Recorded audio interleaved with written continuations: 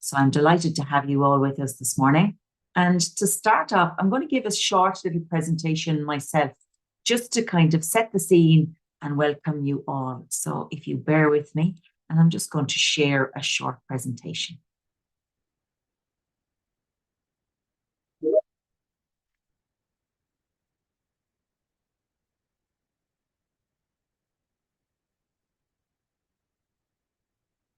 Here we go. I think I'm okay there to present. Yeah. Again, as I said, my name is Maura Farrell and I'm with the University of Galway in the west of Ireland, and I'm the coordinator of the FLIARA project. And I'm absolutely delighted to welcome everybody onto our seminar here this morning about bridging private and public funding for women innovators in agriculture and in rural areas. And I suppose just to give us a quick overview, we have a number of excellent speakers here with us this morning to talk about that very key aspect of financing women in agriculture and entrepreneurial women in rural areas. We're going to also have a Q&A as we work through the morning. And we're going to have, again, as I've said, some excellent speakers with us. So I suppose just to give you a very, very quick overview of the FLIARA project, and I suppose the core objective of this FLIARA project, this female-led innovation in agriculture and in rural areas, it's very much about ensuring that we embed and support women in a much more effective, innovative ecosystem. And for us in FLIARA, this ecosystem is very much spotlighting the achievements of these women out there in rural areas and in farming, and providing them with a source of inspiration and knowledge, also allowing the project to network the women with key actors engaged in innovation, and also heightening the visibility of these women, not just on a national basis, but also on an international basis. And by doing that, increasing the capacity and improving the skills, very much to empower these women, the women that are now engaged in innovative practices, but also women into the future that want to think about and consider innovative practices on farms and in rural areas. We have 15 partners right across 10 countries across the EU, partners engaged very much in today's seminar and engaged in the work packages and in the project over the last 2.5 years nearly at this stage. What we've achieved on FLIARA very much to date, where we started about 2.5 years ago at this stage, and we started by developing very much a conceptual framework for the project, and also developing the knowledge, homing in on the knowledge that was also there, and designing what we were going to do into the future. We spent quite a lot of work looking at the future trends, envisioning the innovations and assessing those innovations and where women fit into those innovations. We carried out a lot of case study work in relation to the women in agriculture and in rural areas. And we compared the differences across all of the countries that we were working in. And we have already developed comparative insights in relation to all of this work. We also selected 20 female ambassadors that have been a huge part of the FLIARA project. And these are women that are very innovative in their own areas, let that be on farms or let that be in rural areas. And these 20 ambassadors have really been a huge part of the FLIARA project over the last year or so. The community of practice is that element of the community of the FLIARA project that we're here online with today, but we've also had a number of face-to-face events in Galway, Slovenia, Italy, and we're heading to Sweden over the next week or two. So these community of practices are very much those events that we can meet the women that are out there in the communities doing the work. We can also pass on the knowledge that we have at the moment and try and collect further knowledge if we can. We're in that phase at the moment where we're very much engaged in policy design at a national level, but also at an international level, at a European level. And I suppose getting those policy briefs to people on a national basis, to policy officers, to policy makers, and on an international basis to the Commission as well, is really our driving thinking at the moment to make sure that we hit those key areas of change over the coming years. Communication, dissemination and exploitation has been a huge part of the FLIARA project, spotlighting the rural and innovative women that we have out there. And I suppose this brings me very much to findings in relation to finance and in relation to the actual project and seminar that we're talking about today. As we moved through the FLIARA project, let that be from the knowledge review that we had at the very beginning, to the case studies, to the future perspectives, and to the community of practice, one aspect of this that kept coming forward to us all of the time was this idea of women accessing finance and the barriers that are there for women who are either starting or scaling up an innovation. And what we did see, that those barriers are there, they're still there, and we need to try and overcome these barriers if we want to assist women. Particularly, we found challenging for women within the case studies. We found women who had not inherited assets, let that be farms or let that be businesses. So trying to launch those from scratch was a huge issue for many, many women. Also, women, non-traditional, non-agricultural innovations that women wanted to drive forward. Finding finance or securing finance for these was also a huge difficulty for women. Now, we did have huge successes in all of the 200 women that we interviewed in our future perspectives in our community of practices. We found huge successes where women have, engaged with funding in relation to crowdfunding, prepayments, public and private funding. So we did find a lot of women who had success in accessing funding, but we did find overall that there was a lot of limits to women who wanted to engage in innovations and try to access funding. So I suppose that's very much our reasoning behind having this event today and calling on experts who are engaged in this field to see if we can come up with some solutions or some ideas for the women that we are working with on FLIARA and other women right across Europe. So with that, I'm going to stop sharing, and I'm going to stop sharing my own here. And we're going to move on with some of the excellent speakers that we have with us here today. And I'm going to call, first of all, on Terry. And Terry Stavropoulos is he's with the Joint Research Centre in the European Commission. And we're delighted to have Terry with us today. And Terry's going to look at the Rural Toolkit, navigating EU funding opportunities for rural areas. And we're delighted to have Terry and his experience with us so we can in some way shape some of the solutions that we have for innovative practices for women. So Terry, I'm going to ask you to share your presentation. And again, thank you for being with us. Thank you very much for the honor. It's a pleasure to be with you today. And I hope that my presentation helps the participants to navigate easier themselves into this I have to admit, also for a commission official, sometimes complicated funding environment of the different European instruments and tools that have been established from different services and agencies of the European Commission. So let's see the content. It's a rural guide to EU funding and support opportunities. And the idea was to create a comprehensive getaway to the EU funding and support initiatives because we saw a challenge. Not all the information was in one web page. One had to browse, let's say, different web pages, and also not all the European programs have been, let's say, incentivized with the mindset of this program is specifically designed for to serve, let's say, communities, entrepreneurs in rural areas. So more or less, they were territorial agnostic. The toolkit offers an overview of all these opportunities.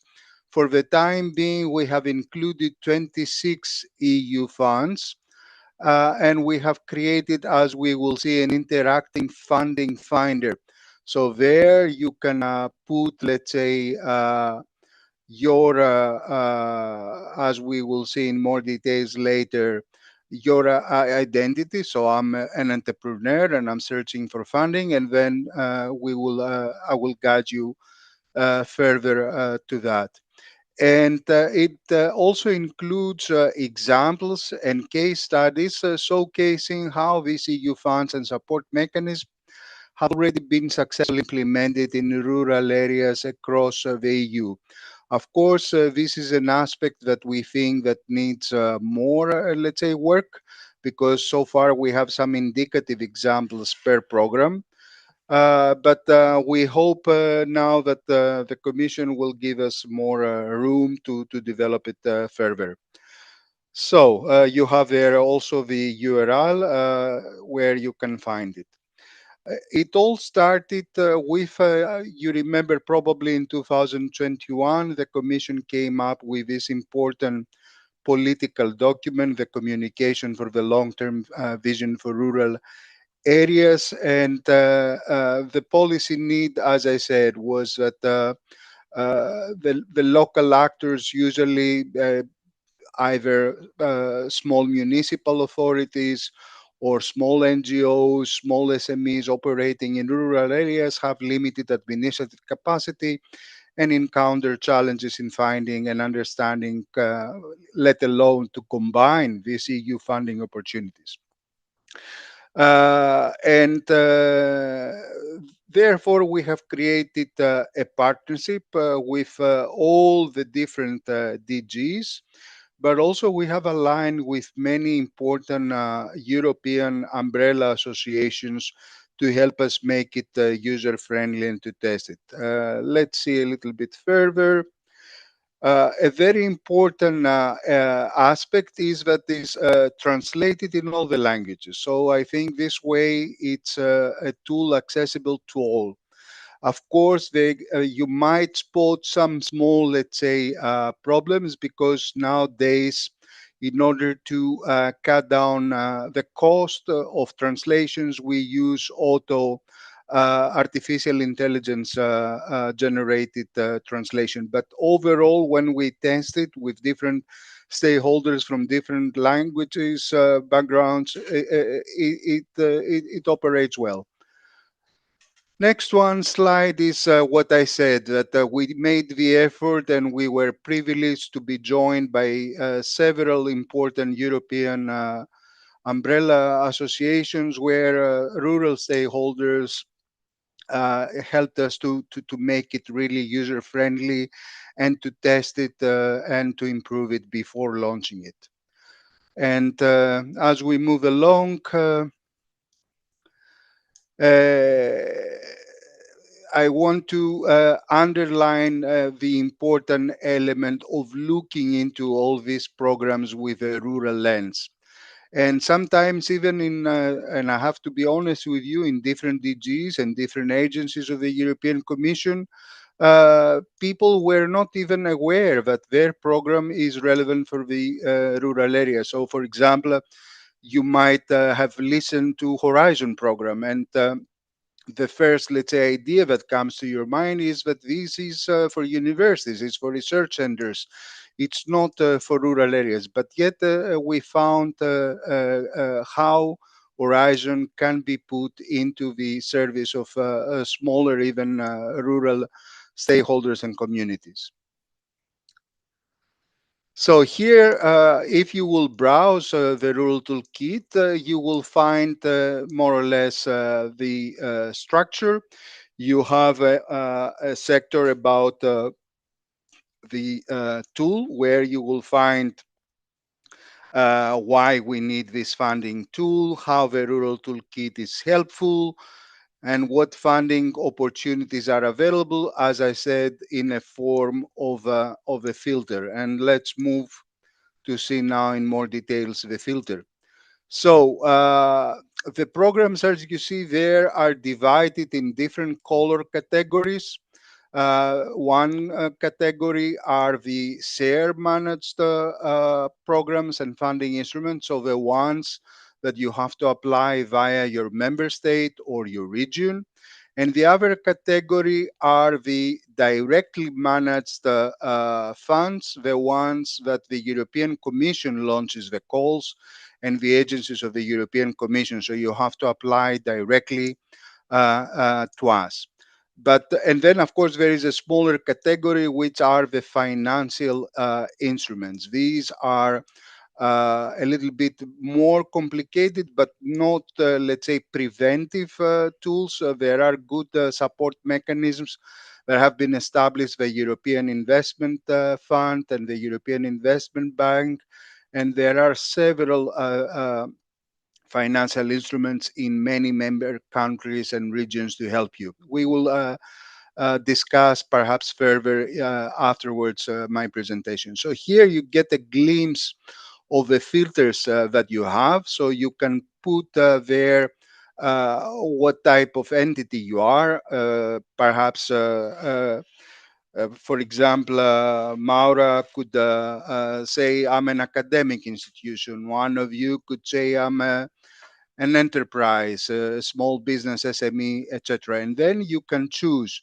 I want to do something with regard to digital, to transport, to culture, according to what you want to finance. And of course, all these filters are not chosen by accident. It's because these are the categories of funding that the programs that we have analyzed help to finance. And those who are eligible are these categories that you see: NGOs, individuals, citizens, etc. That's why we have not included other boxes with other possibilities. And as I said, the type of support can be a financial instrument, it can be a grant, it can be technical assistance. So let's move to see more details. So what we have, as you select, let's say, uh, your entity and then the scope of the funding that you're looking, all the different possibilities will emerge on your screen automatically. And for each of the possibilities that will emerge as possible funding opportunities for you, you will have a dedicated fees. And if in these fees, you will find information why, for example, life program is relevant for rural areas, who can apply, where you can find the calls of this program. And you will see also several technical details for every program. Let's see the next slide. Here on this interactive map, you will find some of the examples that I said. For example, if you open up the fees for Life program or for Horizon program, you will find at least two examples how some rural stakeholders used this program in rural areas for rural purposes. And there is the opportunity also to browse these examples via this interactive map. Of course, also during the browsing that you will do in the different phases, you will find information about the criteria that they put in selecting, or the page will direct you to links to find all this information. And also there are links because many of the European programs offer you also some sort of technical support. So there are info days, or there are names and functional mailboxes of services that are there to respond to your questions. Or even some programs, they have national contact points. So you can find even a person in your home country in a certain ministry or agency that has been, let's say, cooperating with the Commission services in order to provide you locally more information. Let's move ahead. Here, the other feature that I want to point out to the that is contained in the toolkit is the resources. We found many guides that have been produced, but they were scattered around by different commission services. So there is an EU guide uh, uh, how you can finance cultural projects. There is an EU guide how you can finance, and gives you lots of analysis and examples about tourist projects. So we made the effort to collect all this information under the resources. And then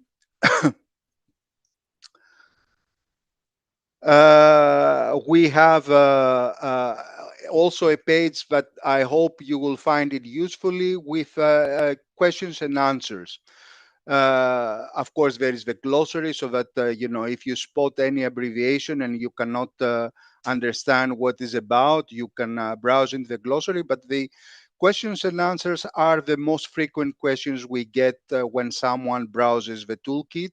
So we included them with the help of the stakeholders in order to help anyone that will be browsing on their own the toolkit.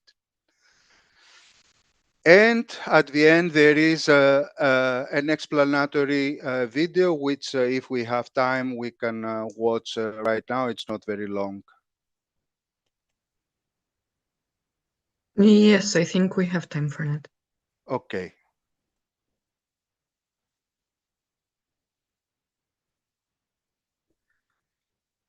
And I don't know if our colleagues have any technical problems to project it. Otherwise, I'm at your disposal to arrange for showing it a little bit later. And of course, I'm at your disposal for questions and answers. Yeah. Victor, I'm not sure, are we able to show the short video?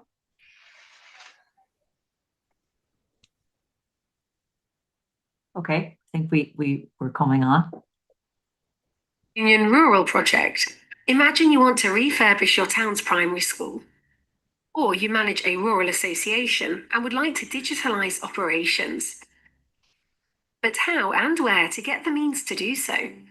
The Rural Toolkit helps you find EU funds, support and ideas to foster economic and social activities in your community. If you are a local institution, business, association, or an individual in a rural territory, go to our website, select your language, and check the Funding Finder section. Here you will find many schemes and initiatives to make your projects come true. Wondering what others are doing in their territories? Get inspired and discover stories from all across the EU. And if you need more practical guidance, check the resources section. The Rural Toolkit helps you find support to achieve a stronger, prosperous, and more connected European Union.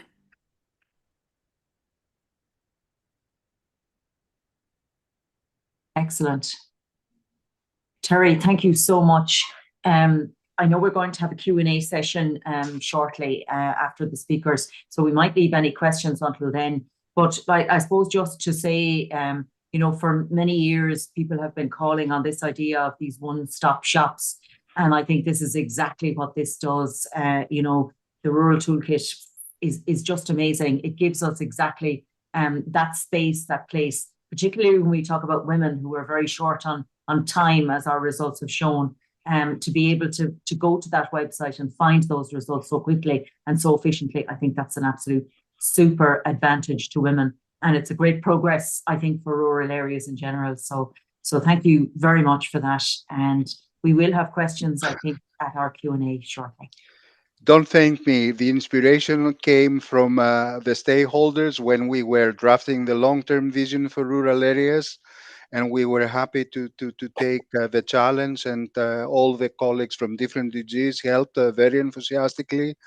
And I hope, it's something that will be also revised, because soon we will be having a new programming period with new set of programs, and it will stay with you and all other concerned stakeholders for a long time.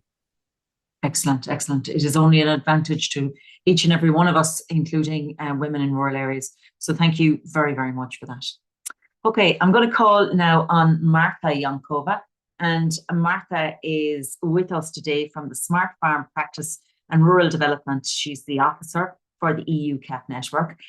We're delighted to have her with us. We've worked with her on a number of occasions, and I know she has a great interest and fondness for women in agriculture and in rural areas. So the title of Martha's presentation is Unlocking EIP Agri and EU Opportunities for Innovation and Cooperation. So we're delighted to have Martha with us, and we're going to let her take over for her presentation. Thank you, Maura. I'll ask Victor to share the presentation because there was some kind of technical problem here. Hello, everyone, and thank you very much for joining today in this really inspiring event. I have the luck to know this very positive energy of events dedicated to women-led innovations, actually, because as Maura mentioned, last year we have organized one event in Krakow dedicated to women-led innovations, and it was really, really nice to see how good and positive energy women bring to such kind of interactive events where we are looking always for some kind of results, some kind of cooperation, some kind of innovation that can scale up and can be shared with a lot of people. So I'm sure I feel this energy here as well, and thank you for joining to all the participants. So as Mara said, my name is Marta Jonkovan, and I work for the EOCAP network and the EAP Agri Support Facility. I hope that most of you already know the EAP and maybe have used the opportunities and the events that we are organizing. Today, I'll try to walk you through the opportunities for innovation and for cooperation through the EAP Agri and some EU initiatives. In the beginning, I just want to say a few words about my profile. It's not because I'm really fond of myself. It's because I'm pretty sure that here among the participants, there are many people, many women that have similar profile as mine. I'm from Bulgaria and still based here, although working for the EU structures. And my background is in consultancy and marketing. And my entire professional journey is in the agri-food sector, actually. I used to write projects under the Rural Development Program as a consultant, working in a company. And in the beginning, actually, this was very nice, and there was so much work in that. But after a few years, when the funds began to be more limited, I don't know how it is in the other countries, but here in the beginning, after the accession of Bulgaria in the European Union, there were really a lot of funds, and after that, they were just started to maybe the interest was higher, so the limitation were higher as well. So now already in the EAP Agri, for me, this is a step ahead, and it allows me to see the bigger picture, the bigger opportunities that you also have, but also for me personally, as a woman in this more male sector. So this is what I will try to present to you today. First of all, who we are. We are part of the EUCAP network, the European network that supports the implementation of the Common Agricultural Policy and fosters collaboration and innovation across Europe. Here you can see a strong short theme that shows exactly the structure of the EUCAP network.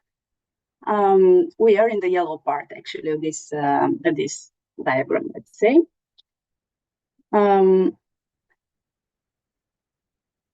The EUCAP network as it is now, actually, it's something pretty new because it was launched in 2022, sorry, in Brussels, and it joined the national rural networks. Just a second. The European National Rural ENRD networks and the European Network for Rural Development. Together, they now form this single platform for cooperation and innovation.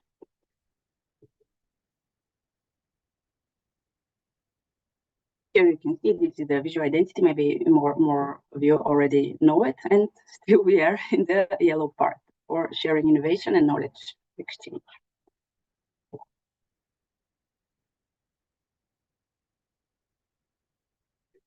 Actually, what the EAP is, we are a team of experts from, I think, 15 or 16 countries already, and we try to facilitate the networking activities and provide a platform for exchange for knowledge regarding the innovation strength of the EUCAP network. We try to foster the innovation in agriculture and rural development, and this support of the peer-to-peer learning is crucial for us. You can see on the following slide the structure of our team. Maybe some of the people you already know, because these people are always involved in the events that we're organizing. And I strongly encourage you, if possible, to follow. I will show you in the next slides the communication channels that we use to disseminate information about our activities, the upcoming calls, events, etc. So it's a very nice, very interesting and interactive process for selecting people for each of the events that we are organizing. So you can apply, and you can be sure that if selected, you'll be among people with common interests with you. And you can not only learn from them, but also start working together or inspire each other by the similar things, or solve some problems that you have thanks to the experience of other people that are working on the same or similar topic. So what we do. Actually, our main role as CAP is to bridge the gap between research and practice. We see, I don't know, maybe I see this in most of the countries, but here, for example, in Bulgaria, this gap is really huge. There is a really lack of information and of activities that are bridging the research and practice. So those who suffer from this are actually the final users and the farmers, the entrepreneurs in the rural area, because it often happens that the research doesn't know what needs have the people on the ground, and vice versa. The people on the ground do not know what research can provide to them, and what are the capabilities of the research institutions and people of solving their problems. So this is what we're trying to do, to make this relation, this connection, by a lot of different activities, a lot of people working on them. We're really a huge team. And so this here you can see some of the services that we are doing. We are organizing a lot of networking activities. We have a help desk as well. Focus groups on specific topics. Each year, each season, actually, there are different topics, and this is a all year-round process of negotiating on a certain topic that we have identified as very important for the stakeholders. We are doing workshops, seminars, and conferences, cross-visits, something that is really a little bit new, because we are doing it already just for 3 years. But it's very specific and on the topic. These cross visits are actually for the operational groups, which are I'm going to mention later as well. And of course, we have a lot of communication going on, and I will present in details after that what exactly can you find and where. Here in this diagram, you can see what we are already doing. Have been done till the launch of the new period, actually. So in the recent 3-4 years, you can see here how many projects were involved in our initiatives, 456 projects, and how many participants as well we had, more than 1,000. Maybe there are more, because this is from somewhere March, let's say. From all over Europe, actually. And in these events that we are organizing, there are so many people with different profiles. We're always trying to have a demographic balance, but also professional balance of the participants that join our event. And here I again want to mention that they're not common events. It's really the preparatory work for them is a long process, and it's really interesting. So these people participating are really specialists, or we have identified that they can contribute to the event, to the other participants, to the topic in a certain way, and this is important for the further development, for this knowledge exchange that we're trying to do all the time. Here is 1 year of the EAP. You can see how many events we've done just from November till June. It will be at the end of the program, our programming year. So you can see how many things, and of course this is not the entire list, because there is a lot of background work going on. We are doing researches, we're preparing databases, there is a lot of communication going on as well. So this is something that the events that finally took place all over Europe.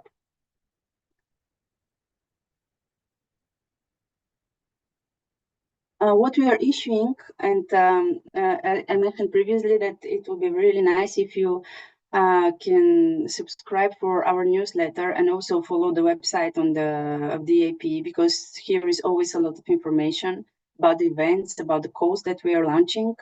And you can find, I'm sure that each one of you can find something that is suitable for the interest, for the ideas, for the expertise that she or he has. So please follow this information materials. I'm sure it will be useful for you. And there are a lot of inspiring stories as well, dedicated to different topics in agriculture and rural development as well. We have a lot of publications on innovation, of course, that you can find in the newsletters. We publish a lot of videos on each topic. We had once, of course, on the women-led innovation. You can see it here below in the slide that you can find on our channel in the YouTube as well. And yeah, a lot of inspiring stories, inspiring people, inspiring women that are published also here and in our channel in the YouTube. I'm sure that you can find something, some really interesting, inspiring stories for you. In the social media, you can see how you can follow the EAP as well. Here we're on Facebook, Twitter, LinkedIn, YouTube, everywhere. You can follow the hashtags. So here is also a lot of information and activities that you can follow. The EAP actually has a very strong connection with the Horizon Europe. So this is where the financial opportunities also come from. Actually, here you can see these relations because we're addressing the research needs. Many times we're identifying them as a team, of course, together with DG Agri of the European Commission. But the key element of our work in the EAP are the operational groups. The operational groups, you can see here the structure. I hope that in your countries you have it and they're functioning well. In Bulgaria, for example, we have just a few, maybe 30 working on different topics. This is not so popular. I will show you in the next slides that there are countries that are dominating for sure in this, and they're using these opportunities because the operational groups, the funds that are given to them to check on innovation, whether it's working and whether it's applicable in the farms, for example. These are very, very nice ways to lower the risk in trying something really new that is not still in the market, or new technology, or I don't know, AI solution or something like that for your business. So using the operational groups as a base, we're trying to promote their work together, because what the AP is doing a lot is actually make these operational groups meet together, talk to each other, and find similar challenges they're facing. And of course, the reason for that is to try to find the solutions of these challenges or the problems the operational groups have. You see that the operational group consists of farmer, advisor, NGO, researchers, agribusiness. It's different in different countries. For example, here in Bulgaria, the thing that is absolutely obligatory is to have a farmer in the operational group. The other partners are voluntary. So if a farmer wants to make to solve his problem thanks to a researcher or thanks to a company, consultant, technology company. It's up to him. The important thing is that they're testing this innovative solution on the ground. You can see now these are the final, like the numbers of the operational groups in the new programming period after 2023. And you see here that Spain and Germany, for example, have many operational groups. We are here in the very, very small sector. That's my country, for example. But yeah, Italy, Spain, Germany, they're dominating.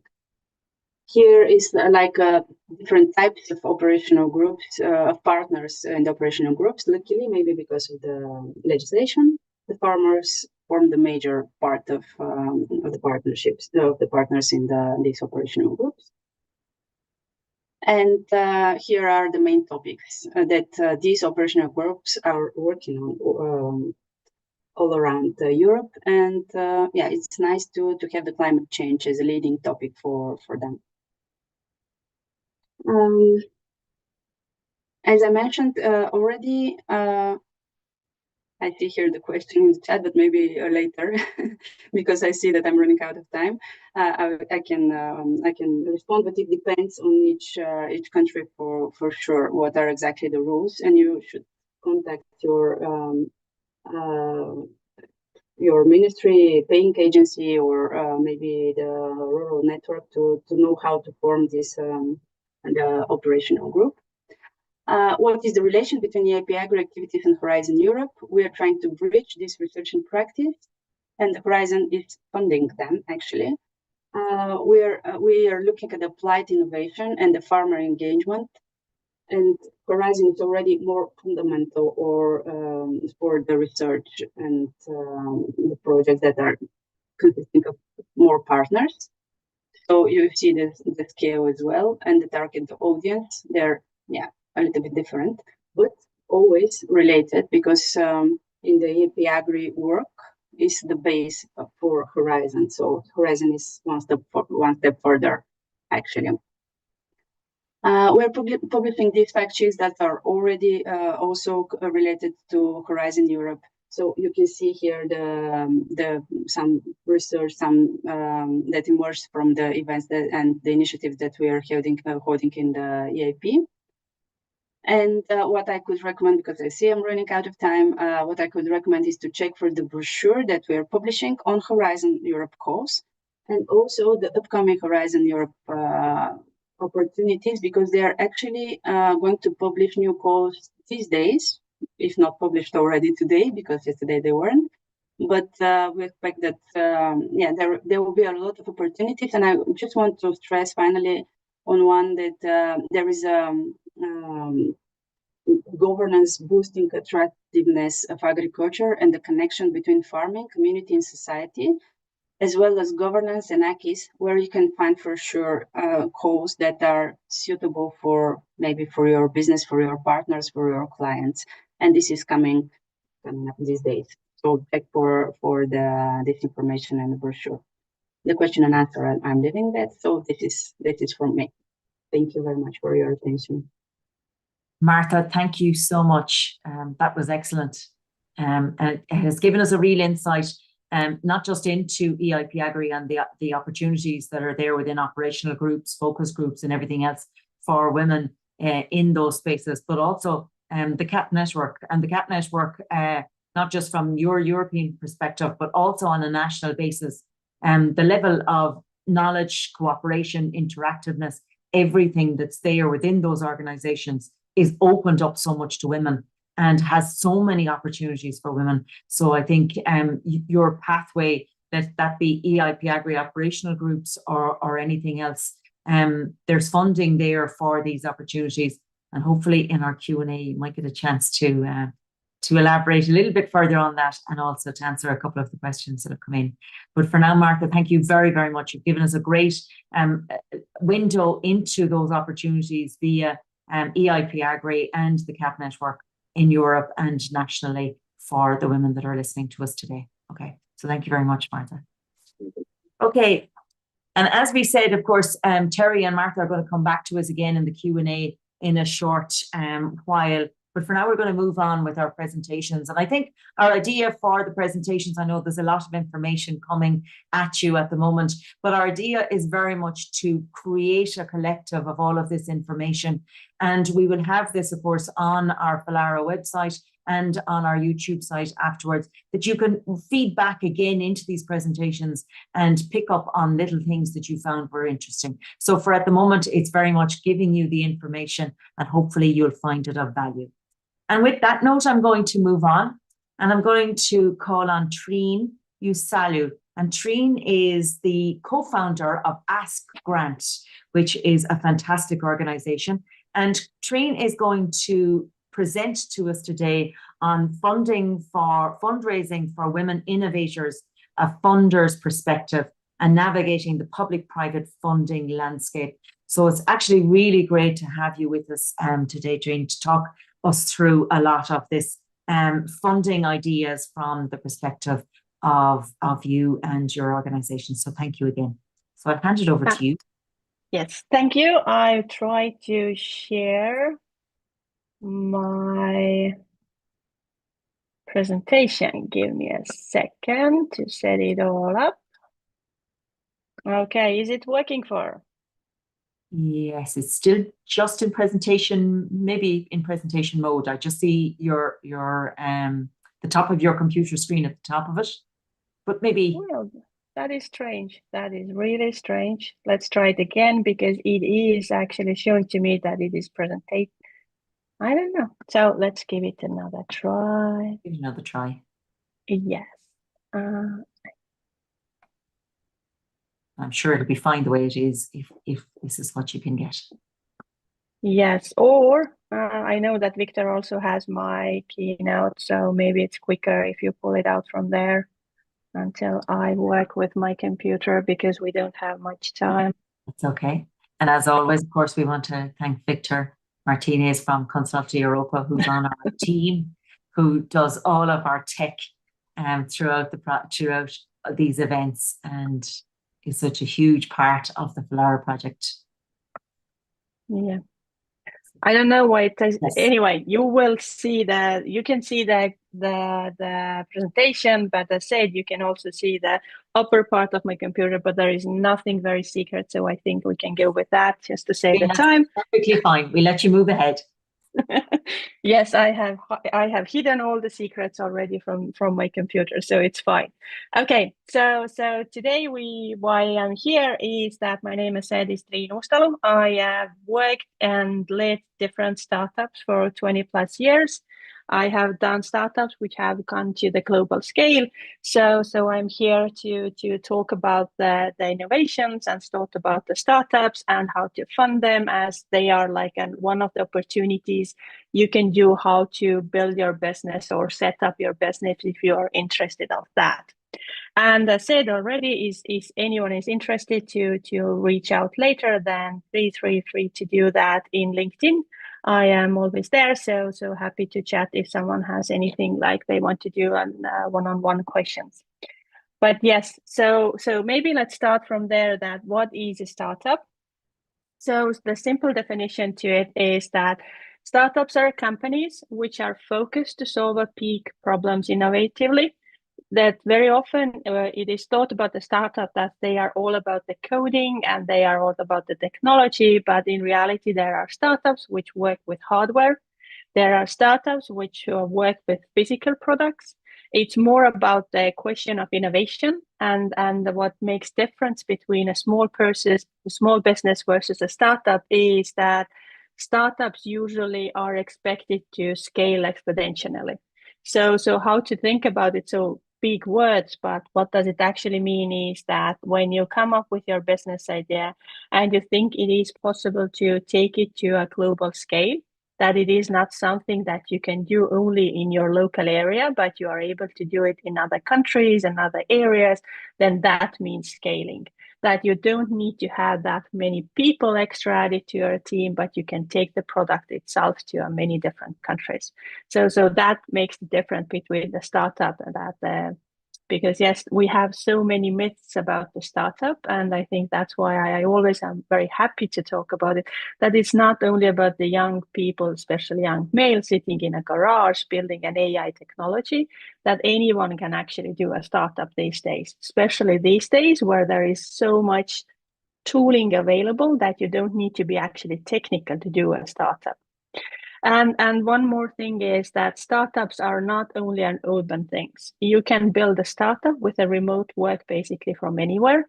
I am myself based in Estonia, in Tallinn, but I have team members in Malta, in Lithuania, in UK, and that is the joy of technology currently, that you can have those reach out to different countries, and you can have different people who work with you. So where you live personally is not an obstacle that much anymore for building a startup.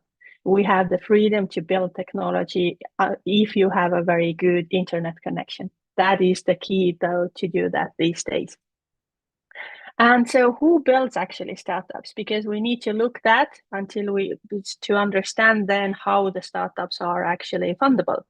So when it comes to startups, then the very important thing is to have a team. It's more about the team than the actual business idea. Then, of course, every business starts from some kind of hypothesis that this is the kind of thing we can do to make it actually a revenue-generating business.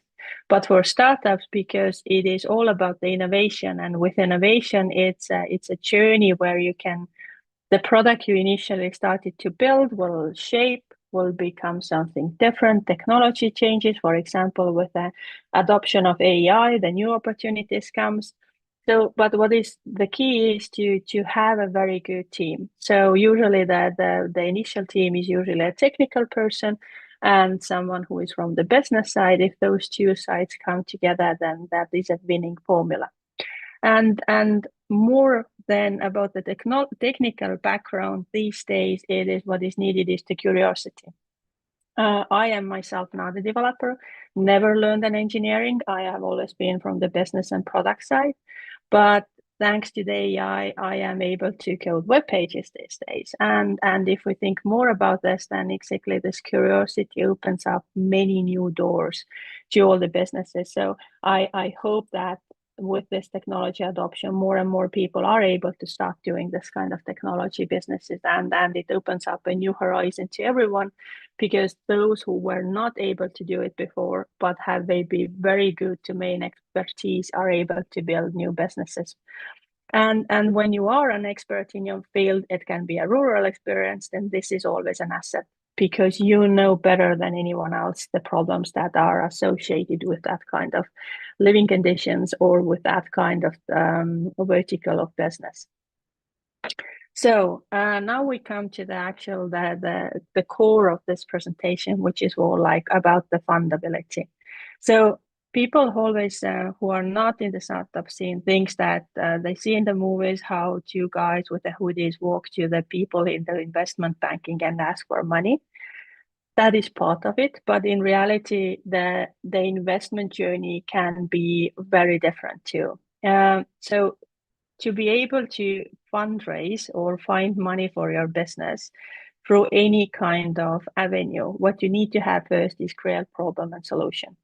You don't need to have in detail yet from the technical point of view how you build that solution, but you need to show from the day one what is the big problem that you are solving, and how you are doing it differently than someone else. And where sometimes it is exactly from the technical point of view when we're talking about like very core deep technology things, but it can also be that you have a different operational system, or you are looking differently how to monetize that problem that no one else has done before.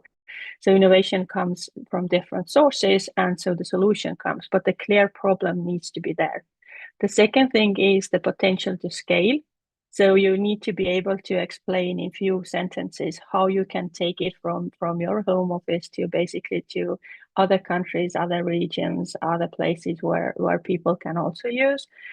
Web stores are a very good example. Anybody can run a web store, but you can sell to anyone thousands of miles away from your home. So that's good. And when we talk about the early startups. Then, of course, when we are already talking about the established startups, then it's all about the actual numbers that they are able to generate, the tractions, the users. But in the beginning, it's the strong founder story, which usually makes you fundable or not fundable. So if you have the passion and you are able to show the passion for the product you are building, then that is usually the one that opens doors, because this is what is looked for when it comes to both venture capital or angel investments, that people who are building is not doing it just for the sake of money, but they are actually passionate about solving a problem. And that shows from your interaction with any kind of funding source. And so how you can actually fund if you're building a startup, there are different options out there. First one is bootstrapping, which means that you can use your personal savings to start small and then grow as you are walking. It becomes more and more available business model, as said, because the initial cost of building a technology had decreased significantly over the last years. And it's all because of the AI technology and other tooling that is available. Then there are local and also European Union grants and competitions. There are, I think, startup competitions happening constantly in different regions. If you are looking up for them, then there are pitching competitions, but there is also an accelerators. If you have never done a startup or technology business, I highly recommend people to join those accelerators, because you learn how to build a business, how to build a technology through like a small, like 2 to 3 month period. And it opens up the doors a lot for you. But already to be able to get grants and competition, exactly, you need to have the things we discussed before, which is you need to be able to explain in few sentences what the problem is you're solving, how you are different than others, and how you are able to scale. And then there is venture capital investment, which can be from the funds or angel investors who are working more like not as an office, but as a people who are passionate about the technology. And when you're going after any type of funding, then have resilience, because very often when you hear no, it's not that only your like people take it that your business idea was not good, but very often it is your business idea was good, but it didn't match with the accelerator, or it didn't match with the focus of the investor. Because how they are set up as a company is that they usually have very clear investment theses, that they only invest, for example, in impact, or they invest in early stage to companies which have at least one woman in their management board, or they are only for the e-com type of businesses. So it's more about the matching yourself than taking the no as a no for your business. And that understanding that it's not reflection of you or your business, that it's the key is to find the good match, is how to get started, is to do a very thorough research. Luckily these days, like ChatGPT and especially their deep research is very helpful on those things. So in startup world, they say like when you go to fundraising, have at least like 100 funds listed out for you as an options. So you go after it with understanding that exactly finding that perfect match at the perfect time takes time. So don't take like 5 no's is already no to a business idea. You have to have the resilience, and that's why the very good research helps you to already cater those things. And then prepare a clear pitch. That's it. Say in few sentences, and then test drive it with your friends and family. Do they understand what you're doing? And networking is always the key. Try to go to events. There are online events like this one. Then there is always also in-person events. So starting to go those events and joining different groups and networking opens up a lot of like connections to both fundraising, but also to people who can help to be your mentor or help you with technological point of view. So I highly encourage, as said, you don't need to be technical to build a startup. You don't need to live in London or Berlin to do a startup. Anybody can do it these days. You don't have to be perfect. No startupper can say they're perfect. You just learn on the journey where you are going. And think about your unique strengths, and very often the domain expertise is something which is the make it or break it thing in startups. Like if you know something about your current life or your current vertical or the way you're living, which you can see that is something that is not only unique to you, but is something that can be taken as a business because it's something relevant to all the other businesses, other people around the world, then just go after it. I think it really matters. And networking is important, and then learning, because there is no one is an expert from technology point of view anymore, because the new technologies are rolled to life every day. Let's be honest, the fight with the new technology and ongoing. So it's just adaptation and going there and going after that helps it. And that is it from my side. I don't know, can we take the questions and answers right away, or which is the better way of going? Great. No, we're going to bring you all onto a panel, and we're going to take questions and answers then. But Okay. that was just super.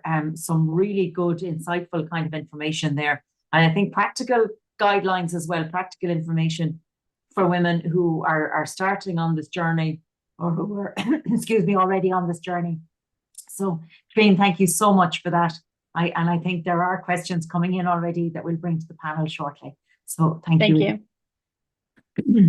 Okay, just to move on to our next speaker before we go to the panel discussion, and I'm going to call on Fabio Santos. And excuse me, a little bit of a tickle on the throat. Fabio is a business development and incubation manager, and he's going to look at supporting women entrepreneurs in rural innovation, from incubation to success, and funding pathways for rural women entrepreneurs. So again, huge insights coming again from Fabio. So we're absolutely delighted to have him, and he's going to talk us through his presentation. So Fabio, I'm going to hand it over to you. Thank you, Mara. Thank you for your kind introduction. I don't know if you are seeing just the right way. I think the presentation is just coming up here. You are seeing my presentation? Yes, we have it there. Once again, thank you. Once again, thank you, Maura, and thank you the opportunity to share my ideas, or some of my ideas, to this great audience. But first of all, hello everyone. Good morning. My name is Fabio, and I'm currently the business incubation and the development coordinator at Terinov. Terinov is a science and technology park located in a Portuguese autonomous region called the Azores, in the middle of the Atlantic, as you know. The Azores and Terinov share many similarities with Ireland as well, and FLIARA. Our mission are grounded in the same values, and the challenges are very similar too, but on the different scales, of course. My mission here isn't to teach anything. It's just to give a perspective based on my nearly 10 years of experience in Azores, working with startups, projects, and entrepreneurs, starting from the Azores. And so, before even introducing Terinov, I want to make the most of these 10 to 12 minutes to share with you some tips on segmentation and the emotional intelligence tools applied to crafting your commercial message, called tailoring your pitch to business angel, or to people who truly matters, in 7 steps.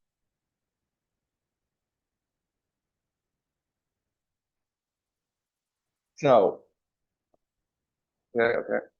So my focus today is to try to tailor your pitch effectively, specifically for people that matters, like business angel, interested in agri-innovation. We will explore how to segment potential investors and customize your approach. So, first step, understanding investor profiles. You have to know your audience, so you have to research, because not all the investors are the same. You need to understand who you are talking to. Try to categorize if they are investors or potential business angels or important people, okay? Like, what's their investment focus? Do they specialize in agriculture, sustainability, or rural development, or only business in general? and try to build a track record to identify investors who have a history of supporting women-led ventures or innovation. This can indicate you some alignment on the first moment, and of course, their motivation. It's crucially recognize the difference if they are primarily driven by financial returns, or are they impact investors who prioritize social or environment outcomes alongside profit. Understanding this helps you frame your pitch. My advice is to create a kind of CRM, as you know, customer relationship management, adapted to the profiles of what you're looking for. So whenever you want or you need to contact someone, you quickly check and segment your list. Step 2, aligning with the investors' interests. Clearly show how your innovation directly address significant challenge faced in rural areas or for the agricultural sector. Connect your solution to the investors' stated missions or values. This is very important. Emphasize the broader impact. Many angels in this sector value sustainability, and we know that. So detail positive social, environmental, and economic effects of your project. And you have to customize your message.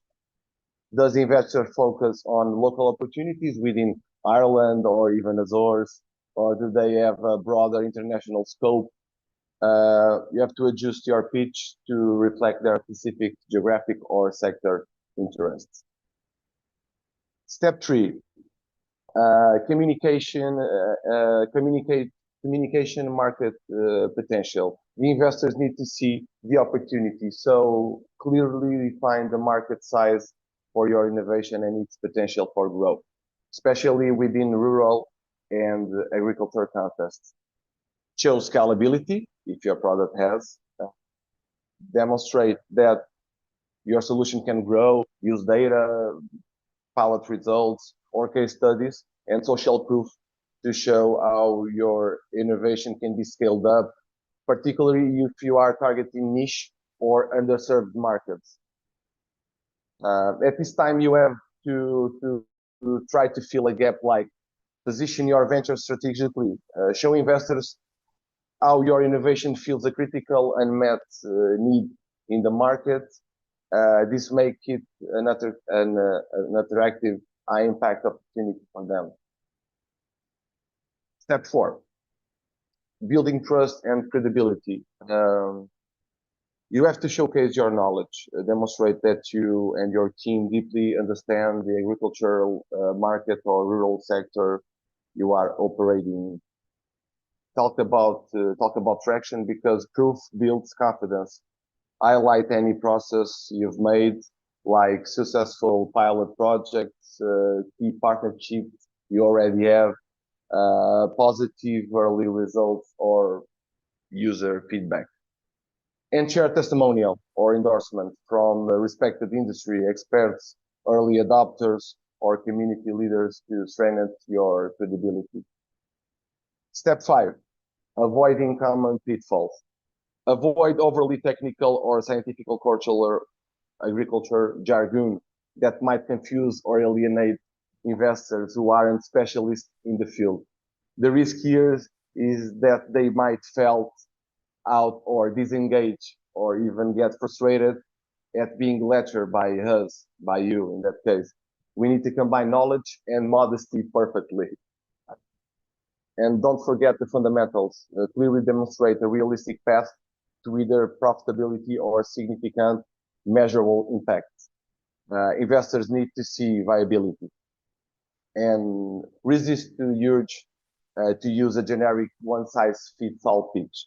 Remember step 1 and step 2, tailor your message, your emphasis, and your ask to reach specific investors' interest and priority.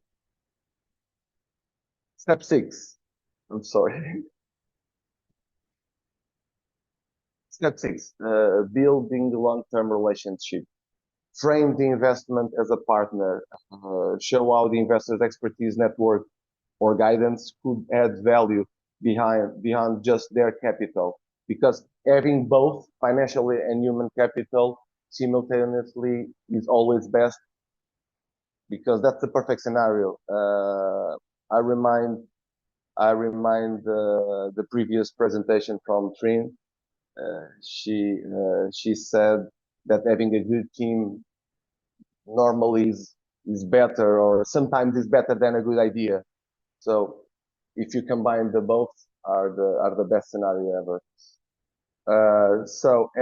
And for this, you have to maintain contact, keep potential investors updated on your progress with personalized message. Even if they don't invest immediately, build a relationship takes time. So press the networking button at this time. Use events and introductions to connect with other investors, mentors, or key partners in the business angel community, like this one, like FLIARA, like Terinov, like me. And this is my email if you want to know. So last step, step 7, tailoring the elevator pitch, and how is that so important? And the pitch deck. Remember, your pitch deck shouldn't be static. Like I said, adjust it based on the investor you want to talk. For an impact investor, highlight the impact metrics. For a finance-focused one, emphasize financial projections and scalability. If it was for me, for example, emphasize social impact. Use compelling visuals too, and storytelling. Make your pitch memorable and help investors connect emotionally with the challenge you are solving, especially if they are less familiar with outermost region and rural issues. At its core, a pitch is an assertive conversation about something interesting. What we want is the opportunity to keep talking about our ideas and projects, and that's why a pitch should lead to another pitch and another, and eventually to multiple meetings. In my opinion, there's no better way to start structuring a message that resonates with your audience than with the elevator pitch. It's 7 to 10 seconds designed to make the listener perceive our idea, your idea, potential. And of course, to conserve your energy, voice, and motivation, especially in the events where you'll pitch a million times. You will need that for sure. So the elevator pitch let us preliminarily showcase our intention, efficiently and powerfully. So you can build this mental structure like, and you can do this right now if you want. You can build this mentally, like the name of my project, product or service or innovation. Who is our target? Who does our product help? Industry, market, niches, supply chain, etc., etc., etc. What problem does it solve? What's the pain point? If it's better than the existing solution or the existing ideas, highlighting competition, substitute products or alternatives, and why we are different. How and why do we stand out? Like we are more cheaper, more sustainable, more social conscientious, more inclusive, more better. And please take notes, because this tool is incredibly useful. It's almost like a bios of our or your own project. So I think this dynamic can be incredibly important for the initial impact of our conversation. As they say, or as we say here, we can do more. If we can do more, we can do less. So this approach is about condensing our idea into a few key points. Basically, this is the part of the work I do daily with the projects based at Terinov. I think I have time to give you a brief intro of the place I work every day. Terinov's clusters are agribusiness, technology, and cultural and creative industry. And we are also privileged to work closely with the University of Açores here, particularly on the topics of agriculture innovation. So I also have 1 minute and 40-second video to show you about Terinov, and after we can jump to a Q&A if you want. Let me show you. I think that's fine. It's up and running there. Perfect.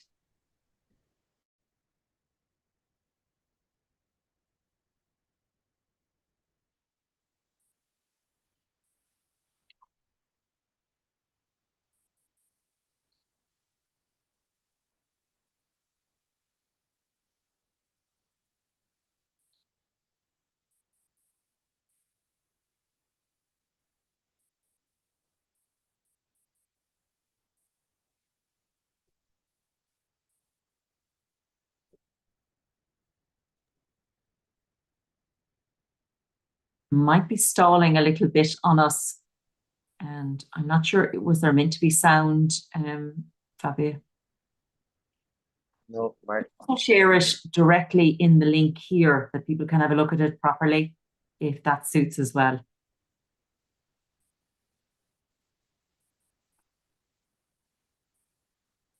I'm sorry, my video stopped. I don't know, but Yep.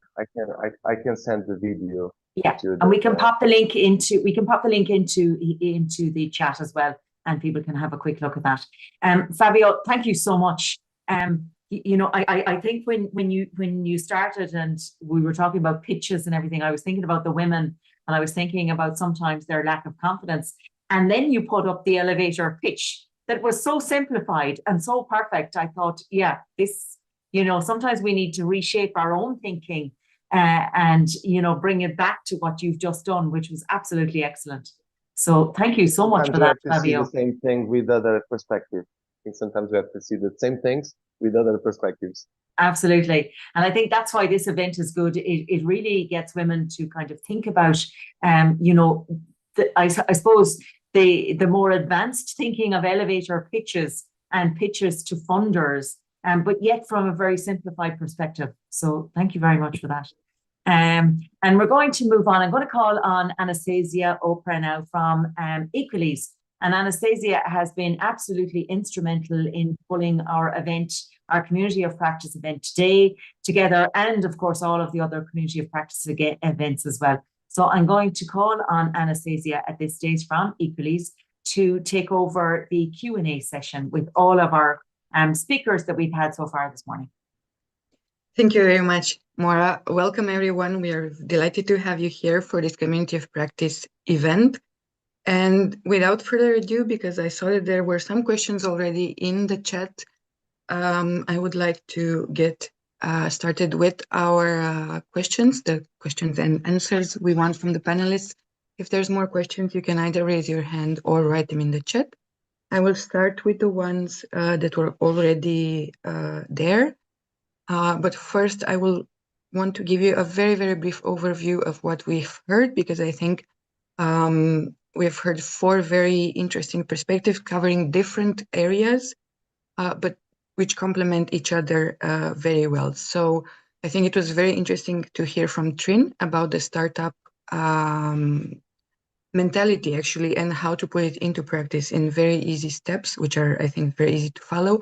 And to that, Fabio's contributions with the business angel pitches completed it perfectly.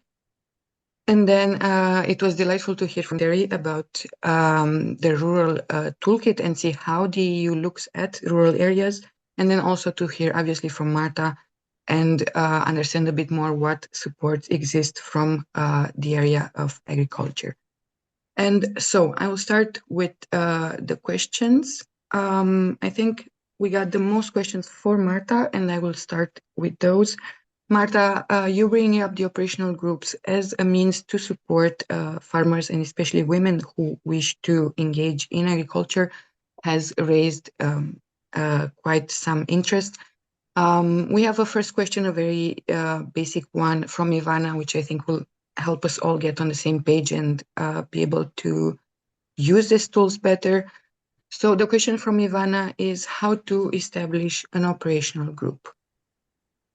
Thank you, Ivana, for this question. Yes, I saw it in the chat.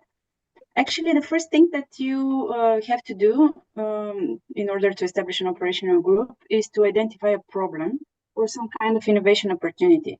But the problem is actually in the heart of the operational group, because you, with the partnership, in the partnership, need to find the solution and to test the solution of a certain problem. So this problem should be a practical one, and the innovation that you are applying after that to solve it should be applicable and on the ground, not just like yeah, we can do something and not able to put it in practice. The other very important step is to gather some valuable partners and partners who are related and who really can contribute to the solving of this problem.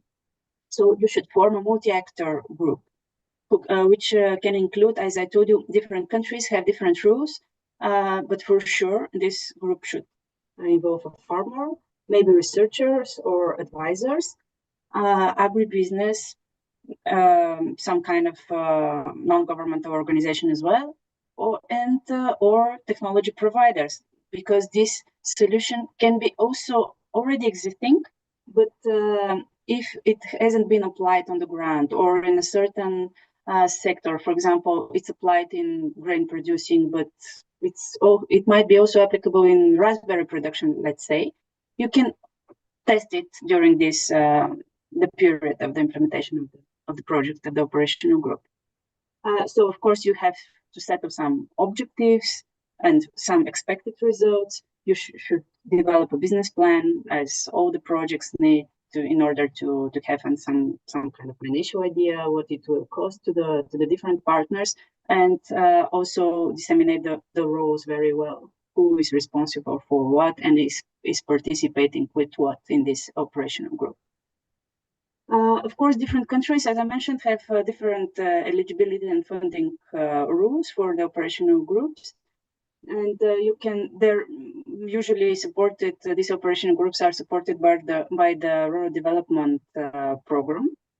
And in our country, and I think it's also in the other countries, this is submeasure 16.1. Some countries, for example, also in Bulgaria, have some kind of a preparatory measure, which is 16.2. It was launched this year in Bulgaria, for example, and it was with a very small grant, but it is just for consultants and farmers to gather the potential stakeholders and to start developing the potential solution. So it's a nice opportunity to check whether this is interesting for other stakeholders, whether you can attract more people, whether you can find somewhere in the space the solution of this problem. So yes, here we have both submeasures applicable. So I hope that it's the same in the other countries as well. And after the implementation of the project, here in the recent course, we had it like between 2.5 and 3 years implementation process, during which the administrative costs are funded by the project, and also you can invest in some kind of equipment, but yeah, the funding is not like in the investment measures, like 50% or 60%. It's on the amortization. I don't know how it is in English. The cost that you spend for the equipment, but long while during the project implementation. And the very, very important thing is that this project doesn't stay just for you, because the operational groups, the idea in them is not to make something for yourself, is to spread the results after that, to disseminate during through the EAP Agri website, or some regional events, or thematic networks and other operational groups, cross visits. You need to share this knowledge in order to be funded, and you have to prove that you can share it and you want to do it. So this is more or less for the operation groups. Thank you very much, Marta. That was very comprehensive, and it gives us already a much better idea of where to start with it at least. I have then two questions from the public that I would like to ask together because I think they're interrelated. We have one question from Petra, which is if you know how many women are involved in the operational groups of EAP Agri as farmers and as other stakeholders, and then Aisling, our colleague from the consortium, thanking you for the very interesting presentation and asking if there are measures in the program to help assist gender equality and participation in the operational groups. So basically, how are we with gender in the operational groups? Is it monitored, the participation of women? Are there measures to support it?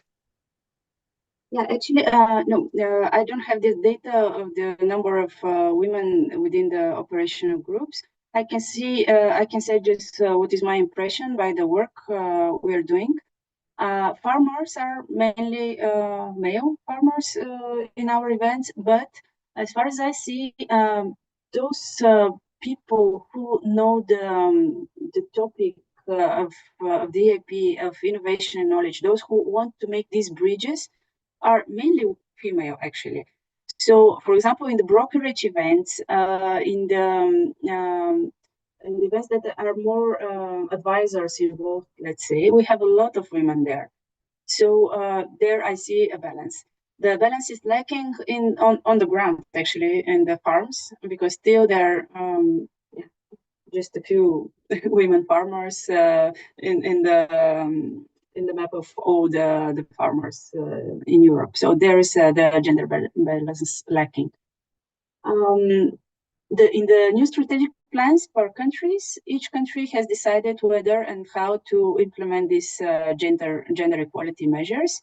So in some of the sub-measures in the strategic plans, some of the interventions, there is already, and this is for, at least in Bulgaria, this is for the first time, but I see that this is stronger in all over Europe.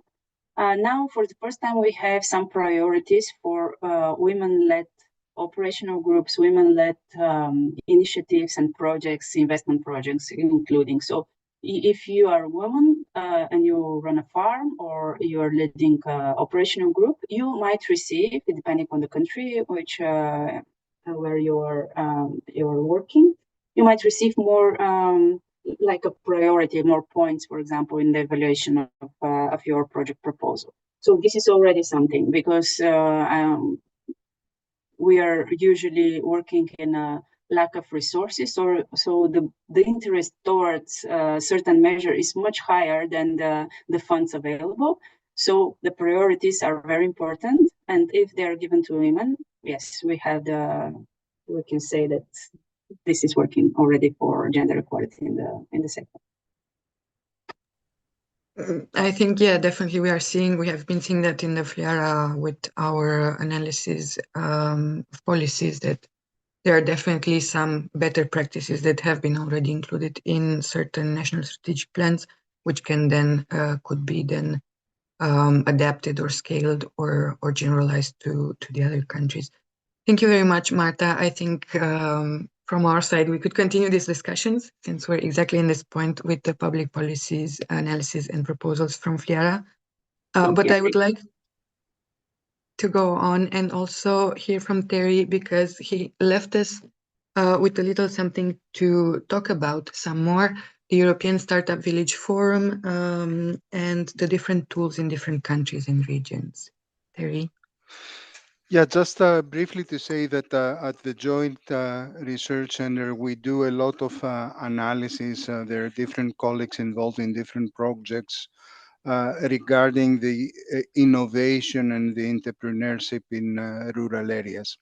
So we have this project which is called the Startup Villages. You remember probably in the past, the European Commission, together with a lot of European stakeholders, we have been working on the smart villages. But now we're looking on these communities that have already infrastructure, or that they are, let's say, creating this enabling environment even for innovative companies to establish. It can be an incubator in a rural area. It can be a co-working space in a rural area. And all that, if you browse through this link, you will find an interactive map that showcases in which corners of Europe we have already identified these examples. And maybe if it is close to you, you can join forces and you can seek, let's say, to create synergies. And if you know other communities that might, let's say, abide to the criteria of this project, we have an open survey. Please mobilize these communities to make themselves known to the rest of the European community. I think it's important that we share among ourselves all these opportunities. And before stopping, I will add another link. This is a very recent study that my colleagues published is about how innovation can revitalize in rural areas. So, because sometimes there is misperception that innovation can only happen in big cities. No, this is wrong. We have now a lot of evidence that showcases that rural areas, rural entrepreneurs can also be very innovative. So if you have the time, I advise you to have a look. Thank you. Thank you very much, Terry, and for the resources you've been sharing with us. It's very important to have them for safekeeping, right? There's been so much information today that I think it's going to take us a while to be able to actually unpack it and use it in our daily work. There is a very long question in the chat, and I would like to ask Christina if she would like to ask the question herself. Hello, everyone. Thank you very much for the opportunity of attending this very interesting workshop. I do have a question as I worked along almost 30 years with different communities. And I noticed that in time, something has changed.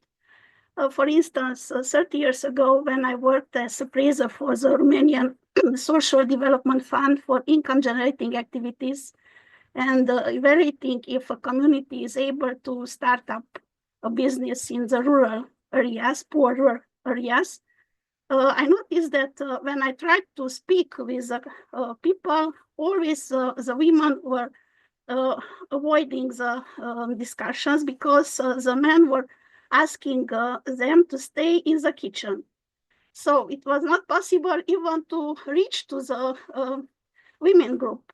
After that, I worked as a consultant in an American funded project in which we tried to help the absorption of the pre-adhesion funds. And we worked with banks, with consultants, and again with farmers. And I noticed that even we knew that there is a risk aversion. Actually, the women were more bold.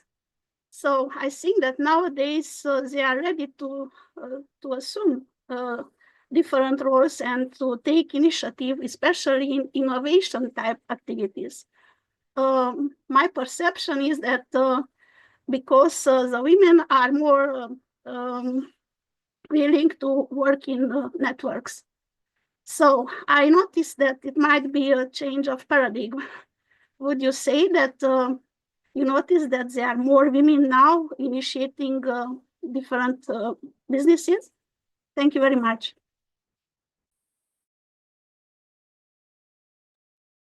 Thank you very much, Christina, for your question. I'm not sure if Maura would maybe like to give a very brief overview from what we have from FLIARA on this perspective. Yeah, I can jump in. Absolutely, Christina, what we have found is there's an absolute abundance of women out there who want to engage in innovative practices, who want to engage in farming. We interviewed 200 women across Europe in 20 case studies. And I think even from, we'll say if we even look at Ireland, we interviewed 30 women here in Ireland, but we just via an internet search and I suppose information that we had on hand ourselves, we had, I think, an Excel document of 186 women that we could have picked from. So I think there's definitely no shortage of women who want to engage in the aspect of innovation on farms and in rural areas. But I suppose that idea of funding is still an issue. And I suppose, Anastasia, if I could just say that as far as from the FLIARA project, I suppose breaking down those preconceptions about women as entrepreneurs, women as farmers, is something that has become hugely important. It's something that really raised its head via the FLIARA project. So when a woman goes with a business idea to a bank or to something, to another funding area, the idea and the research results that we were getting back, that they were finding this hugely difficult. And there was this preconception or this preconceived idea that women are not those rural entrepreneurs, women are not those farmers. So when faced with looking for funding, there is, I suppose, that invisible wall there right from the word go. So I suppose what we've heard here today is hugely interesting, because we've seen ways around those invisible walls or those real walls, and we've seen ways around those, and we've seen the different speakers who have shown how there are definitely avenues for women engaged in those possibilities of getting funding as well. But the FLIARA project also showed, I suppose, that to improve those options and to improve those public grant supports, we really are looking at maybe designated funding for women, you know, and I suppose better understanding, I suppose, of the flaws that are there in the system, and maybe try to in some way circumvent those. But I let Martha and others come in as well on that. Thank you, Maura. I just want to jump in really shortly. What I see is really that there are more and more female farmers, very young ones actually, and very brave, because they're not not choosing the fields where, for example, the technologies are very advanced. For example, we have here, because I have also some work in the university, and among my students, there is a lady, very young one, who is has a sheep farm. There is another one with a farm for hot peppers. Actually, this year she won several prizes for Farmer of the Year here in Bulgaria. And I think this is mainly because of the generation renewal, which is also stimulated by the CIP instruments. So yeah, I think it's visible that more and more females are willing to take up this not easy job. Thank you very much, Marta. Fabio?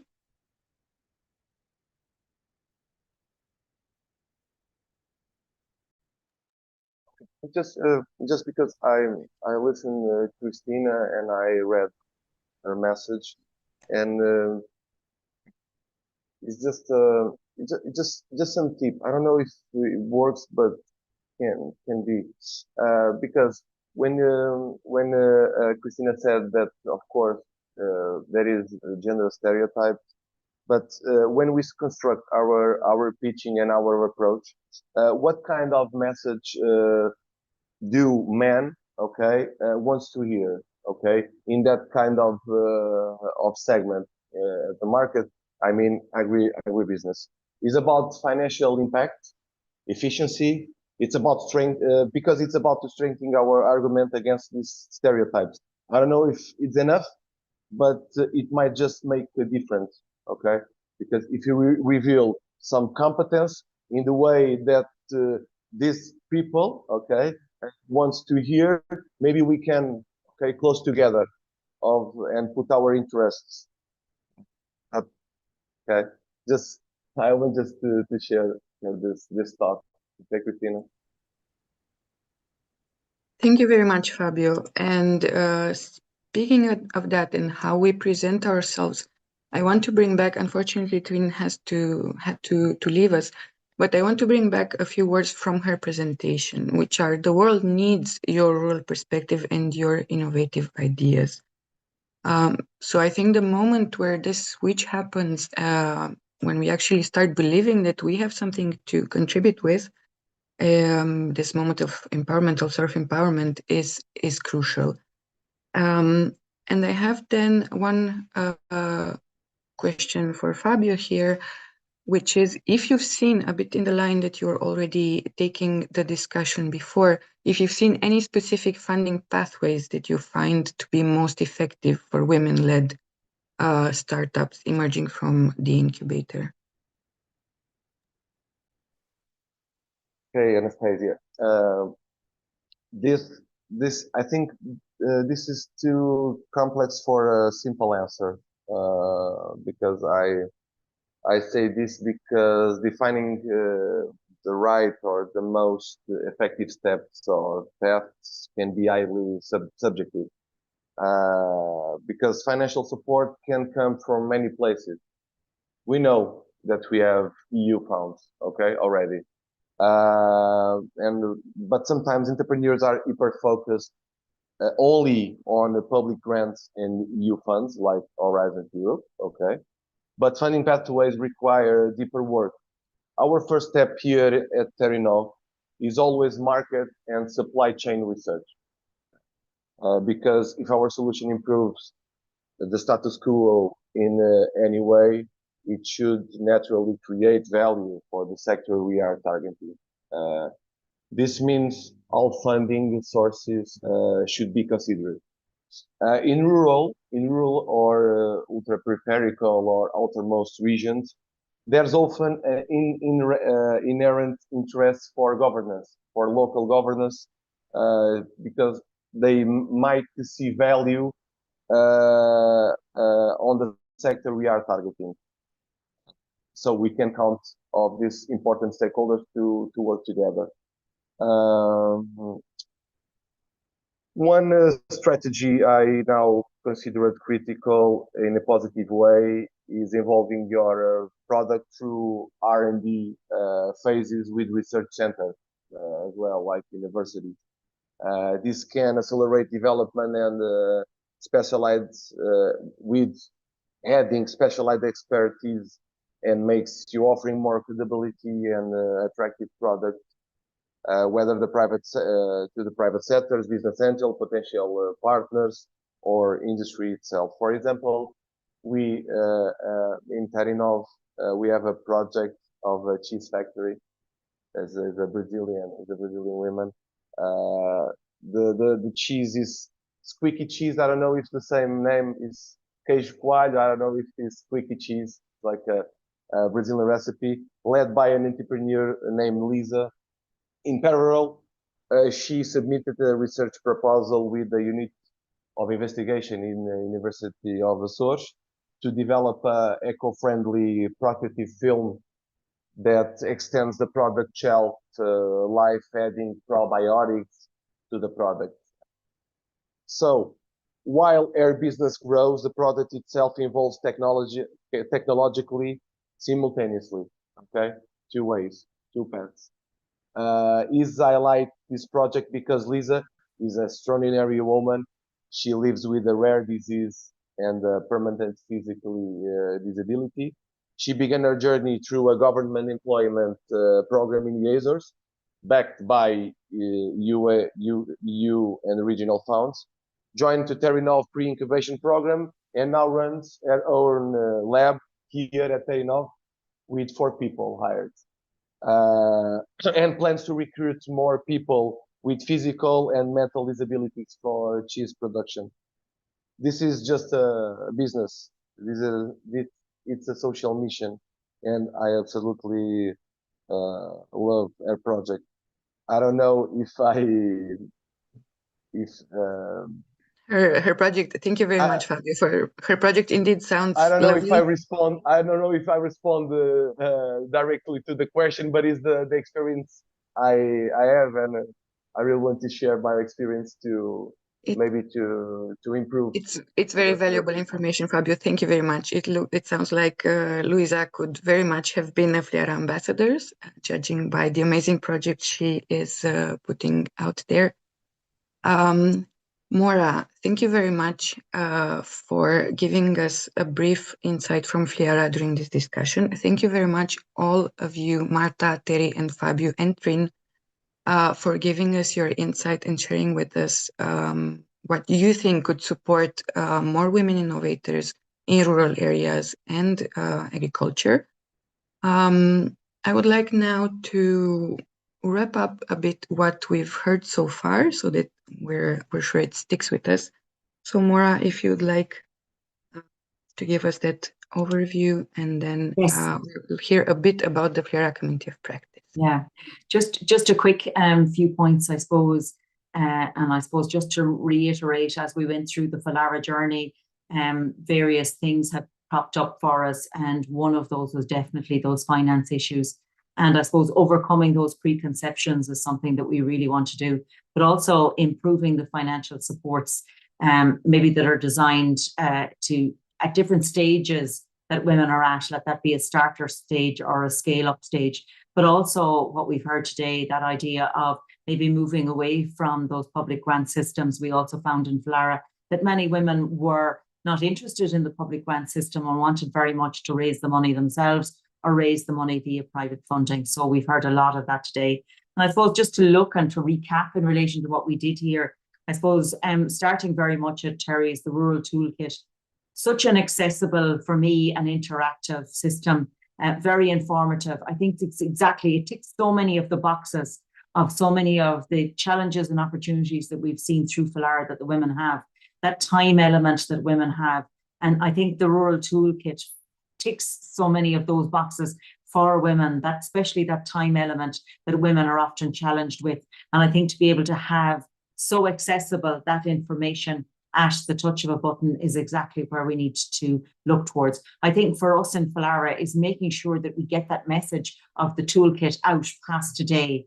And it's here today, and hopefully people will tap into this, but also via the FLIARA project to make sure that women know that the Rural Toolkit is there. And I think that's one of our key aspects, making sure that they have access to this information. Again, with Martha and EIP Agri, I suppose I've always been for so long a great proponent of EIP Agri. I love the system, the multi-actor approach of EIP Agri, the whole idea of operational groups coming together in many respects to find an answer to something.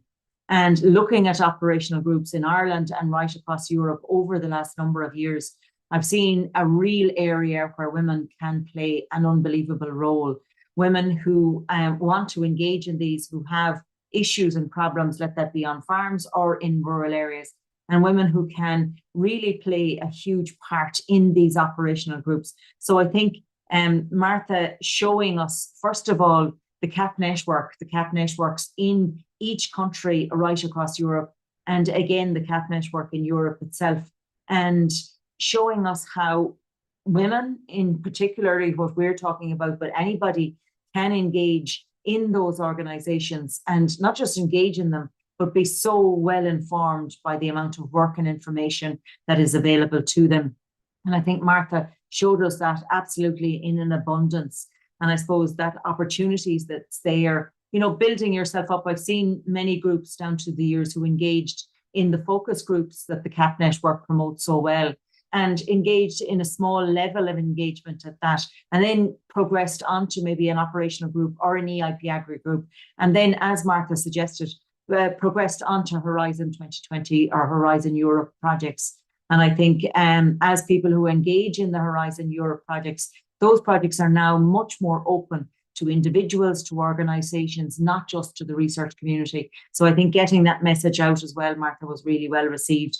But definitely operational groups, and we've seen them work in Ireland. We've seen women become hugely engaged in them in Ireland and be very impactful. So a great participation and opportunity there.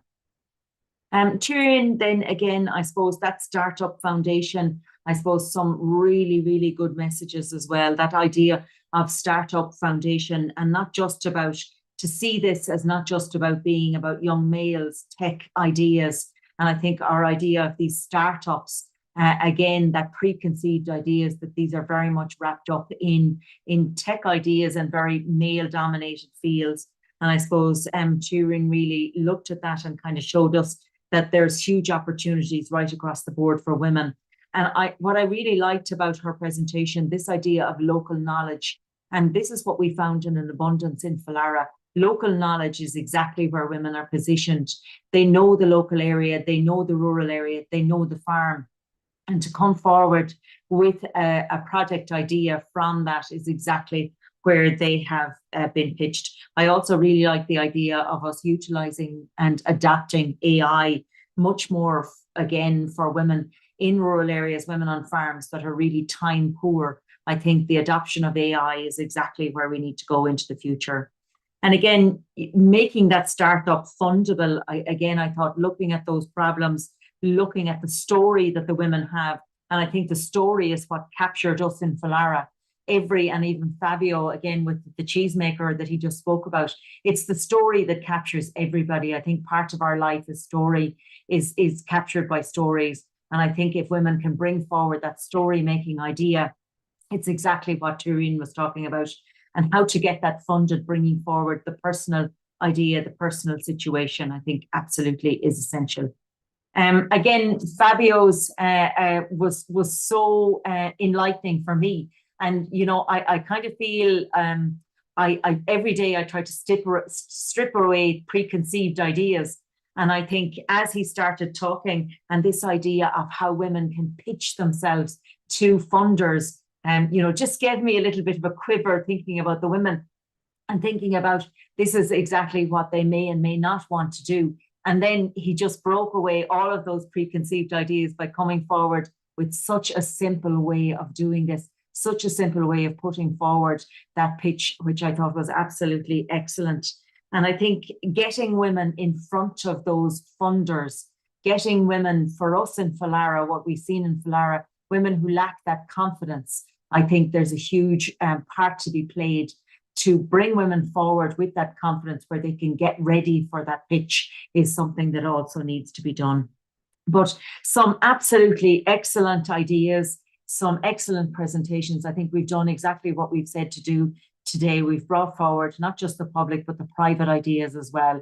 And I personally want to thank those people exceptionally well. And with that note, I'm going to hand it over to Anastasia, because I suppose part of what we are involved in today is a community of practice with FLIARA. And Anastasia is going to tell us a little bit more about the community of practice via FLIARA. Thank you, Mara, for the overview of what we've heard today. Yes, I want to go back to an idea that was repeated a few times and which I think is essential, not just for the access to finance in FLIARA, but in general for the women's engagement in innovation in rural areas and agriculture as a whole. And that idea that came up today was that networking is essential, communities are essential, and that they empower us. And with that in mind, I want to give you an overview, a brief general overview of the FLIARA Community of Practice and how we have been trying to do this community building within FLIARA throughout the project. So first of all, what is a community of practice? Very simply put, is a group of people with a shared interest who collaborate and learn together to develop and apply their knowledge. It is made out of three components: the domain, which in case of FLIARA is the women-led innovation in agriculture in rural areas, as well as sustainability. The practice itself, which are the innovations that the women bring. You can read more about them on our website. And then the community, which is this part of coming together as we are doing here now. At the center of the FLIARA Community of Practice are 20 women ambassadors from the 10 EU countries that are part of the project. They innovate either in rural areas or in agriculture. They have been joining us at the events in person. They've been highlighted through a visibility campaign, and they are models which can be followed by others as well. What is special about FLIARA in terms of networking and interacting in the community we're trying to build is that we employ this collaborative methodology throughout this project. And we want to create this networking platform. And we have been creating this networking platform for the women who lead sustainable, scalable, impactful innovations to be at the center, but also to be joined by other diverse stakeholders. So we have, like I mentioned, the FLIARA ambassadors, but also other women innovators, the one that Maura mentioned that we interviewed, 200 other women innovators, other practitioners, the FLIARA consortium and the stakeholder advisory board, researchers beyond the consortium, but also policymakers and representatives of public administrations, which are very important, representative of local action groups, and in general, other practitioners as well, to co-create this knowledge that we want to bring forward, to exchange solutions, and as we were saying in this final stage of the project, to contribute to the policy recommendations through the policy workshops, which have been happening at the 4 in-person events that the FLIARA Community of Practice entails. The first one happened in Galway, Ireland in July 2024. It was our first event. We launched the CoP. It was very interesting to bring at the same table all types of stakeholders. So to have, for example, FLIARA ambassadors talking directly with MEPs during the policy workshops. During the event in Ljubljana in September, we had our first field visit, which we continued for the third event in Rende, Italy. For the third event in Rende, Italy, we also counted with the collaboration of some of the ambassadors to co-create networking moments for the FLIARA ambassadors to gain the most out of the event, which went very well according to the feedback we got from them. And the fourth event is coming up in 2 weeks' time in Sweden. Another element of the FLIARA Community of Practice is the FLIARA Toolkit, which brings together all the information we managed to create and gather through the project. So it's a user-friendly online platform, which you can visit starting today. It is aimed to support and inspire women-led innovation in agriculture in rural areas across the EU, and it will present the project results in an accessible format as the project evolves. So we will be updating the toolkit as we have more deliverables and results. We want to enhance the visibility and support for women innovators throughout this toolkit. We want to facilitate knowledge transfer, learning, and capacity building, but also obviously to promote sustainable female-led rural development. The audience that we're directing with this toolkit are the women engaged already in innovation, or the women who are willing to engage in the future innovation, who might need either inspiration, knowledge, information, or support, but also other type of stakeholders and actors promoting or supporting women-led innovation, policymakers, advisors, members of rural development services, activists, and so on. Like I said, you can visit already the toolkit on the FLIARA webpage. This is a very short teaser of the first page, but then you will find the information again that we've produced within the FLIARA project in the 2.5 years since we've been working on this. We have the useful concepts and ideas which were the basis for our research. We then have the project findings, the reports, the empirical evidence, and the solutions that we've identified. We then have a section on innovation ecosystems focusing on the community of practice itself. We then have a multimedia, a training section, and the resource section to help you have easy access to everything we've been creating within FLIARA. And last but not least, we would like to keep this conversation going. We are inviting you wholeheartedly to join the FLIARA Community of Practice. The easiest way to do so is to enter the conversation by joining the FLIARA Community of Practice LinkedIn group. You can scan the QR code you have there. We invite you there to post, share, and engage with the FLIARA ambassadors and the rest of the stakeholders to find the information that you might need, to find the network that you might need, and overall to get this community feeling for the people who want to support or are engaged in innovation led by women in agriculture and rural areas. You can also contact us by email at the address that you have there. And I want to thank you for listening to me and to tell you that the last view that you'll have when you leave the Zoom meeting will be a feedback survey. You have the link in the chat as well. We kindly ask you to give us 3 more minutes by filling in the survey so that we can then improve for the next online FLIARA Community of Practice event. Thank you very much. Anastasia, thank you so much. Thank you so much. And that brings us to the end of our webinar today, Bridging Private and Public Funding for Women Innovators in Agriculture and in Rural Areas. And I suppose I want to start by thanking, first of all, maybe our own team on the FLIARA team, particularly Victor Martinez from the Constanta Europa group, who is with us on the FLIARA team and has done a huge amount of work in getting everything up and running for today.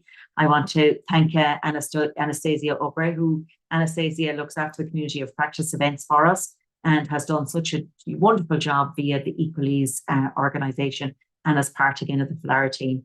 I also want to thank, I suppose, Louise Weir, our project manager, and Aisling Murta, again from the Galway team, who also assisted hugely in getting today's event up and running. But also all of the FLIARA team who engaged so actively and so well all of the time in all of the events we had. But I think the stars of today for me are definitely our speakers, and I want to most definitely thank all of them, you know, from Terry to Martha to Trian to Fabio. I think it is the speakers like this who give of their time, their knowledge, and informing all of us, I think, and informing the women out there who want to look for funding, who want to engage in innovative practices.